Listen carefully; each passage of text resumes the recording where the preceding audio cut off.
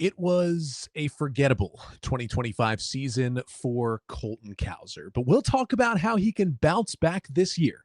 Coming up on this episode of the Locked On Orioles podcast.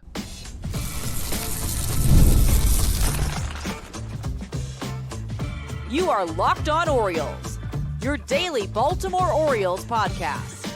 Part of the Locked On Podcast Network, your team every day.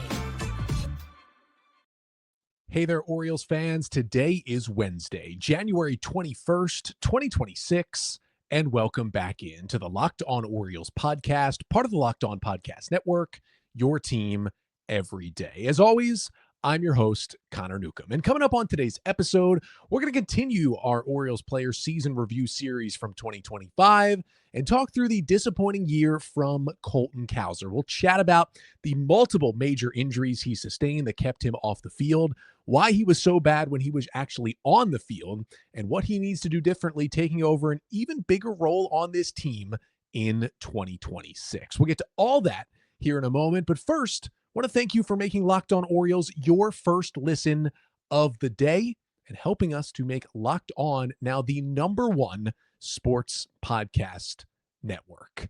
So let's talk Colton Cowser. It was, in a nice way, a forgettable 2025 season for him.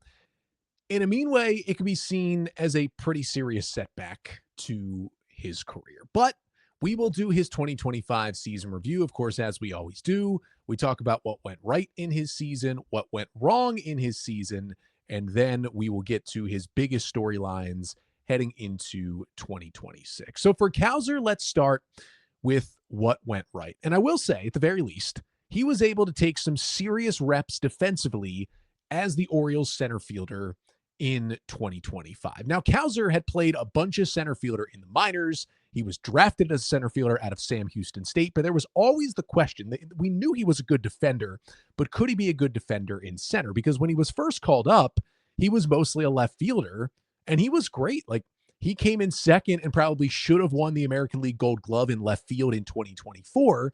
And even in 24, like he had 8 starts in center field in 2023, and then 36 of them in 2024. And he was still graded out as a positive defender in center field that year. But then he played the position even more this season because, of course, there was some injury, but also Cedric Mullins was traded to the Mets at the deadline, and center field generally became Colton's position. He started 45 games in center for the Orioles in 2025, basically every game from mid-August until the end of the year after the Mullins trade. And again, solid +1 fielding run value, +1 outs above average from StatCast, showing him as an above average defensive center fielder. Add that to the fact he's got a cannon for an arm, 93rd percentile at StatCast in arm strength. I mean, he showed he can play the position. And I personally will admit, I had some major questions about Cowser's ability to stick in center field. Never doubted his outfield defense in a corner. Knew he'd be a Gold Glove level left or right fielder. But from watching him in Norfolk play center, watching him play center in those 8 starts in 2023 in the big leagues, I just didn't see it. But I think he just needed to get settled in. And the more he's played out there, the better he's looked. And I flipped on Cowser. I don't think he's going to be a Gold Glove center fielder, but I think he can be an everyday center fielder defensively and not hurt you. And I think that is a really good spot for Colton Cowser to be in. And again, it wasn't a great statistical season, right? He played 92 games. 360 plate appearances for Cowser. He hit 196 with a 269 on base and a 385 slugging. That was good for just an 83 WRC plus, making him 17% worse than a league average hitter this year. He had 16 home runs. He drove in 40. He had 14 stolen bases. It was an 8% walk rate to a astounding 35.6% strikeout rate, which we will get to. It accrued 0.6 Fangraphs WAR for Colton Cowser. Now, despite those not great overall stats, he did continue to impact the baseball. He had 2 balls that he hit at 113.7 miles per hour in terms of exit velocity. That was both a new career high in his max exit velocity, his hardest hit ball. His overall 46% hard hit rate on the season, well above average, ended up being 5th on the Orioles. And he had a 14.1% barrel rate, which only trailed Tyler O'Neill and Alex Jackson. And if you up the minimum playing time, because both those guys didn't play a lot, Cowser was the best in finding the barrel of any Orioles hitter this year, and he was 30th in Major League Baseball among qualified hitters. He was next to Junior Caminero and Eugenio Suarez, two hitters who had amazing 2025 seasons in terms of barrel rate. So we know that there's something in there for Colton Cowser where he can get to another level. I mean, he had a 119 WRC plus with 24 homers in 2024 in his first full big league season when he should have won Rookie of the Year. Like, we know it's in there.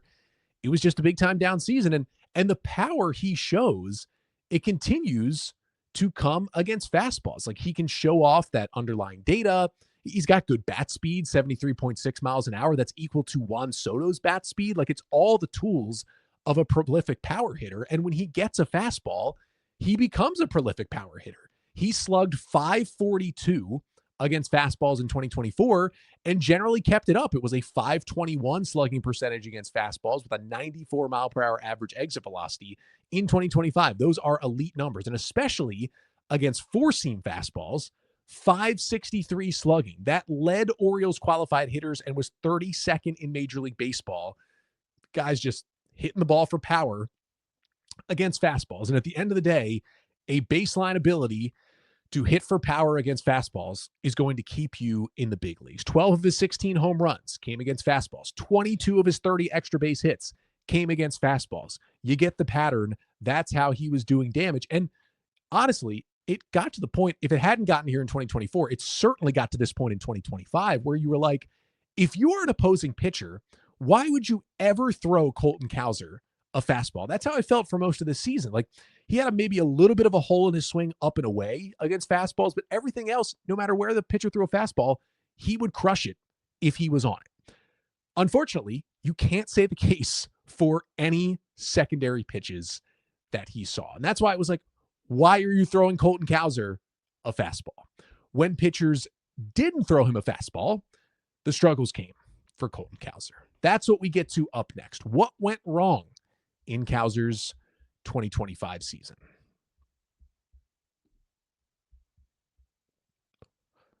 But first, this episode of the Locked On Orioles podcast is brought to you by TurboTax. Tax season doesn't have to take over your life. This year, TurboTax is making it easier than ever to just hand things off and move on with your day. With TurboTax full service, you can have your taxes done for you by a trusted local expert, start to finish, without the stress or the guesswork. Instead of spending hours trying to figure out forms, you can meet with a local TurboTax expert in person or connect online. They handle everything from W-2s to self-employed firms. You work and they work to get you every deduction. And for a limited time, you can have your taxes done by a local TurboTax expert for just $150 all in. If a TurboTax expert didn't file for you last year, just file by February 28th. Take taxes off your plate and get back to your life. Visit TurboTax.com/local to book your appointment today. So for Colton Cowser, there was some good that came out of the 2025 season. There just wasn't a lot of good that came out of that season. Let's go to what went wrong in Cowser's 2025. I think the biggest what went wrong is that Colton Cowser was certainly not on the field as much as he wanted to be for the Orioles. Cowser played a really full season in 2024. He played 153 games, had a 119 WRC plus. He played good defense. It made him valuable. He basically had a 4-WAR season in 2024. That number dropped to 92 games played in 2025. He broke his thumb, 4th game of the season in Toronto, trying to dive head first and beat a play at first base. Don't do that. Never do that. You're usually slowing yourself down to be safe, and you generally get hurt, and both of those things happen. He did not return until June 3rd. He missed over 2 months with that broken thumb, and that was when the Orioles really struggled. With Cowser out of the lineup, the Orioles went 20-34 in that stretch. Now, it wasn't just missing Cowser. It was a whole lot of other issues. I mean, Brandon Hyde was fired in there as well, but that basically tanked their season while he was out. He came back, and it was essentially over for the Orioles by June 3rd. And when he came back, though, and he was healthy, he looked good. In his first 34 games back from the injured list, back from the thumb injury, he had a 119 WRC plus, the same number he put up in his great 2024 season. It was like, all right, Cowser's healthy. He's back. This looked good. Then he slammed into the wall in Philly in early August, went on the concussion IL, missed about 10 days, came back on August 17th, and was arguably unplayable down the stretch. From August 17th onward, Cowser played basically every day for the Orioles. He hit 169 for a 71 WRC plus with a 41% strikeout rate. That is just absurd how much he was striking out. He was the 16th worst qualified hitter in Major League Baseball in that 6-week stretch. Only Nolan Gorman of the Cardinals had a higher strikeout rate among qualified hitters in that stretch, the final 6 weeks of the season. The funny thing is, he's still hit the ball hard, still at a 47% hard hit rate, still at an astronomical 19% barrel rate when he made contact. He was just making less contact than he ever had before. And then we got a report from Andy Kuska at the Baltimore Banner in late September, right after the season ended, that Cowser was also playing through 2 broken ribs that he suffered in June. About a week or so after he returned from the thumb injury, June 12th, he crashed into the fence trying to make a play. He did end up missing 3 games, but never went back on the injured list and then returned to the lineup. Apparently, he had avulsion fractures in his ribs. Andy reported that that can take up to 12 weeks to heal, and Cowser missed 3 games. I talked about this with Gunnar Henderson. This is even on a bigger scale here with Colton Cowser, especially when you have rib fractures and your team is already just terrible and looking like they're out of it in mid-June. Can we stop playing through injuries overall in general, but especially when you're a young, important player and your team is essentially out of the mix? Just go on the injured list. Just get the treatment, get the surgery. I know players don't want to miss time. I know they want to fight through injuries.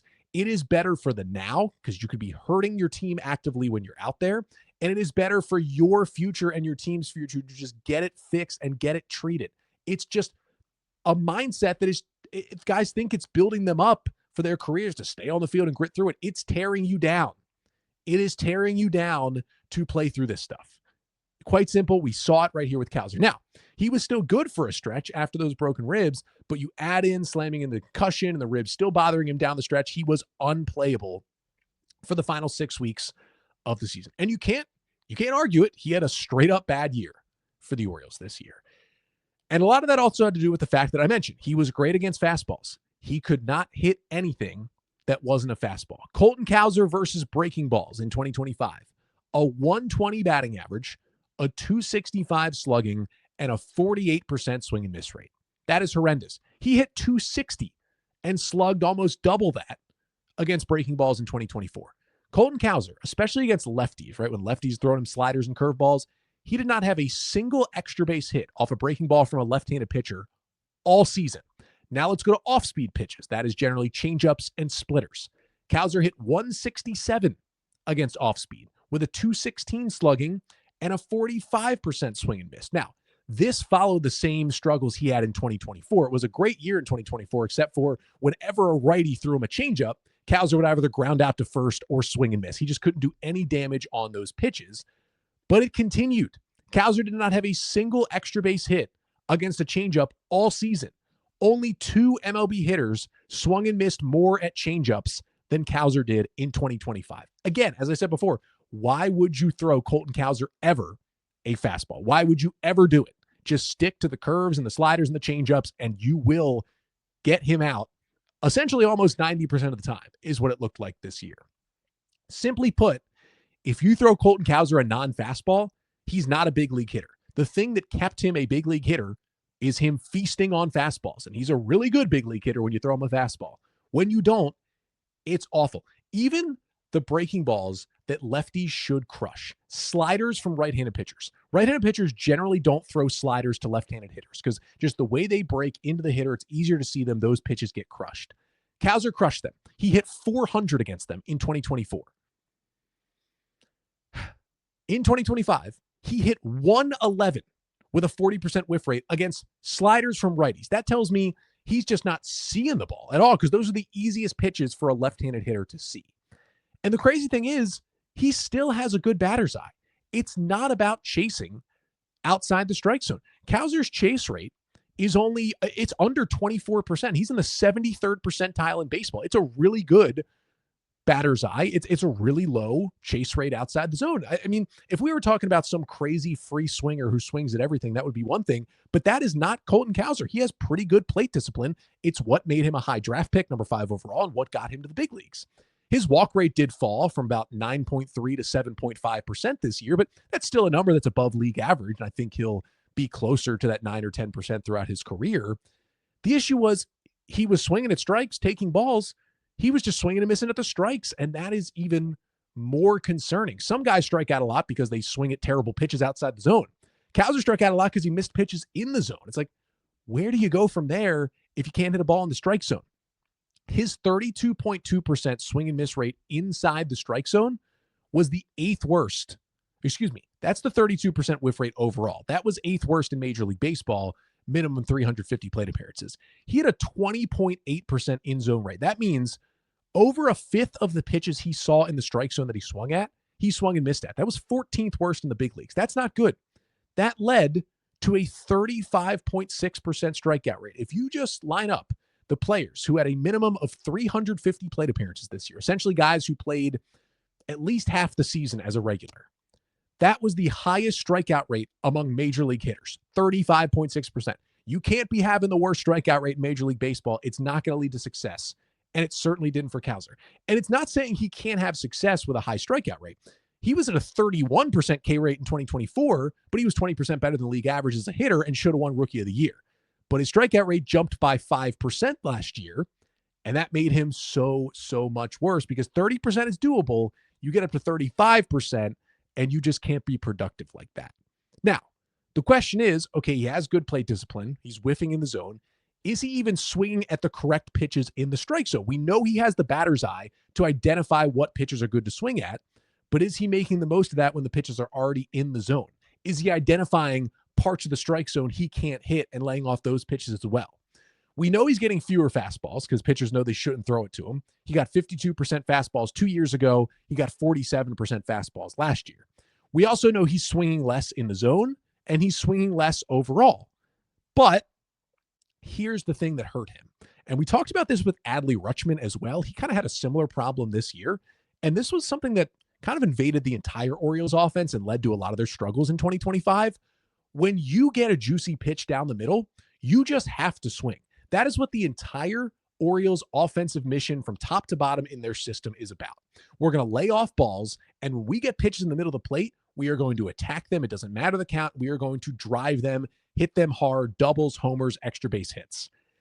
That is what these young hitters have done throughout their minor league careers and early on in their major league careers. A lot of them didn't do it this year. And I'm kind of unsure as to why. We'll see if this new hitting staff that's in here this year can get them to do it. Colton Cowser swung at only 64% of what StatCast calls meatballs. These are what meatballs are. If you split the strike zone into 9 quadrants, right? 3 across the top, 3 in the middle, 3 across the bottom. The very middle quadrant on that bingo board of a strike zone is called a meatball. Those are pitches essentially right down the middle. He was swinging at less than 2/3 of pitches right down the middle. You should be aiming to swing at 85 to 90% of pitches that are right down the middle. 64% was the 11th lowest, what they call meatball swing percentage among hitters, around his qualified category in Major League Baseball. Here's the thing, though. When Cowser did swing at those meatballs 64% of the time, he hit .406 and slugged 1,000 on pitches down the middle. If you're attacking those pitches and doing that well when you swing, you can't let more than 1/3 of those pitches down the middle go by. You are essentially setting yourself up for failure, and that is pretty much exactly what Colton Cowser did in 2025. So I guess the question is, can he change that and get back on track this year? We'll talk about that to finish off the show coming up next.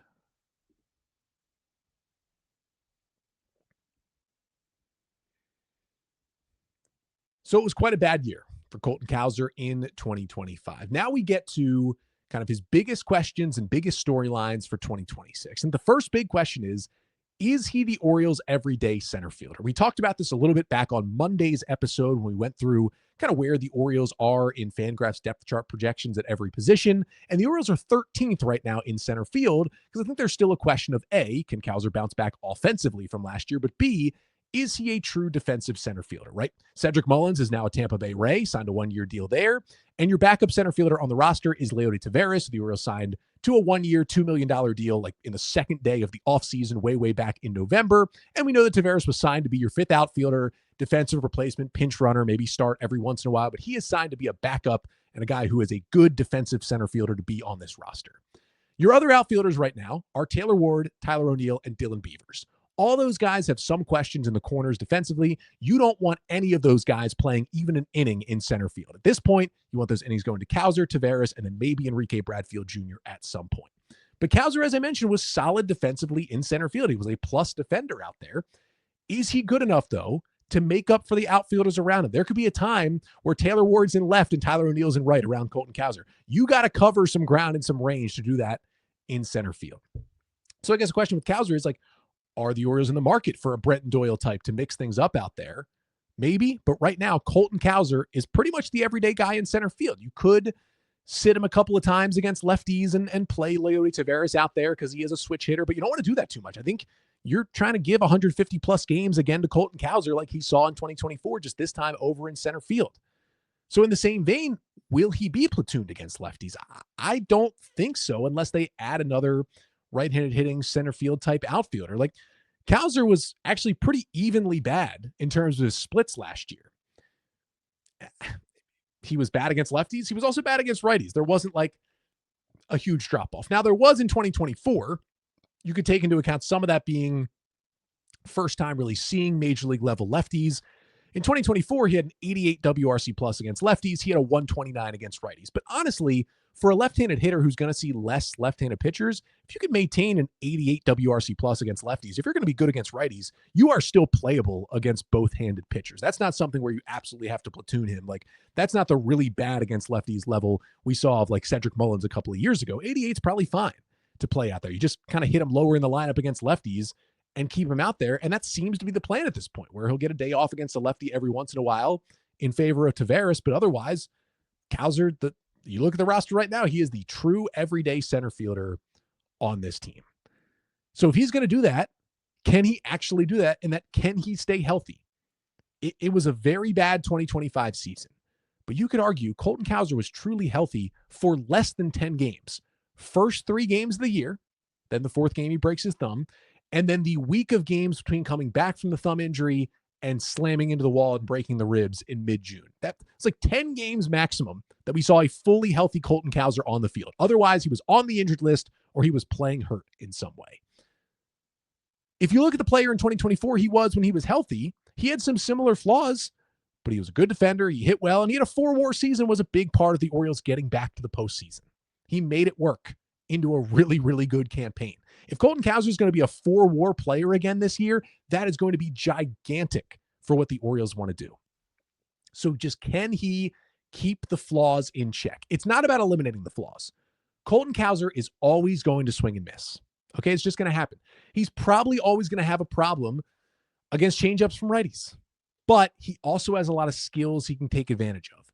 Keeping the flaws in check was pretty much exactly what Cowser did in 2024 when he was healthy, and what he just couldn't do when he was injured in 2025. He's always going to impact the baseball. He's always going to play good defense. He's also going to swing and miss and strike out a lot. I mentioned he had the 32% whiff rate, one of the 10 worst in Major League Baseball. You can get away with those numbers. These guys were also in the range of 31 to 33% in whiff rate, right around Cowser. Kyle Schwarber, Aaron Judge, Nick Kurtz, Shohei Ohtani are all right where Cowser is in swing and miss rate. Those were 4 of the probably 10 best hitters in Major League Baseball in 2025. So you can have success, especially when you have the power Cowser does. And again, when you look at his bat speed, you look at his hard hit numbers, they're not Judge, Schwarber, Ohtani level, but they're only like one step down from there. He hit 24 bombs in 2024. You can still be a good hitter if you are maxing out your power and you're picking the right pitches to drive. Those hitters I mentioned, Schwarber, Judge, Kurtz, Ohtani, they swing at around 80% of those meatballs I talked about right in the middle of the zone. Cowser swinging at 64%. That should be the easiest thing to fix for Cowser's 2026 season. Just be like, look, Colton, when the pitch is down the middle, you do well. So just swing. We know you have a good batter's eye. Use it and swing on pitches down the middle. He's probably going to be a much better hitter when he does that. As I mentioned, he had a 1,000 slugging percentage on meatballs. That's not just good. That was 12th in all of Major League Baseball. Not a lot of hitters are better when they swing at pitches down the middle. Fun fact, Taylor Ward was 6th, so that'll be nice when he gets some meatballs down the middle. If Colton Cowser can just stay healthy, and again, they were not, that's kind of when you categorize injuries for position players, you want to put them in two different categories. One is kind of the fluke injuries, the impact injuries. The other is those soft tissue injuries. The best way I like to describe it is the two different Jordan Westburg seasons. 2024, he took a fastball off the wrist and missed 2 months. That's an impact injury. There's nothing you can do about that. It's a freak injury. 2025, he had like multiple hamstring things happen, running injuries. That's something you a little worry about more. For Cowser, all 3 injuries he had in 2025 were those impact type injuries. Sliding into first base and break your finger. Just don't slide headfirst into first. Ramming into the wall and cracking your ribs. Ramming into the wall again and getting a concussion. I love that he plays with so much aggressiveness. Is what can make him a good defensive center fielder as he takes over that spot. But as he gets older, it's kind of a similar thing, ramming into the wall and diving into first base. Maybe if you just throttle back a little bit, you can stay on the field.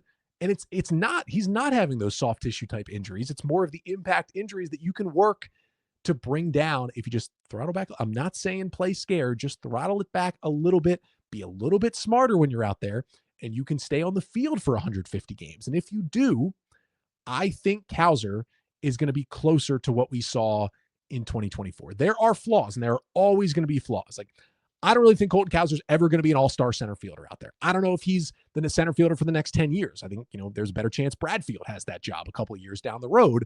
But for now, with the roster looks right now, Cowser is the everyday guy in center field. He's going to hit somewhere from 5th to 7th or 8th in the lineup every single day and be in center. Is he ready for that? That is a big question. But I think the tools he has, if he can just stay on the field, I think he's going to surprise people and be much closer to that 4-WAR player we saw 2 years ago than the disaster that we saw from Colton Cowser in 2025.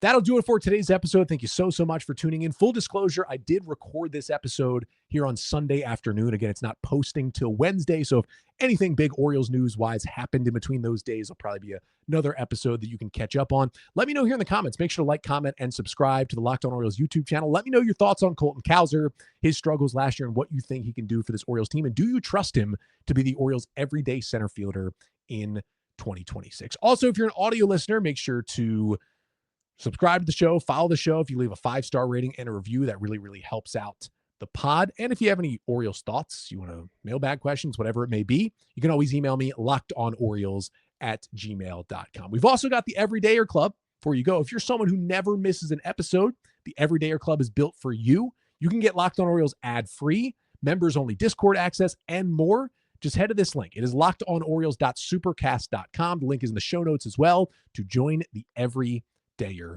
Club. I will be back either Thursday or Friday, at least one more episode coming up this week, mostly rounding up some news and notes we get here from the Orioles. But until then, I am Connor Newcomb, and this has been the Locked On Orioles podcast, part of the Locked On Podcast Network. Your team every day.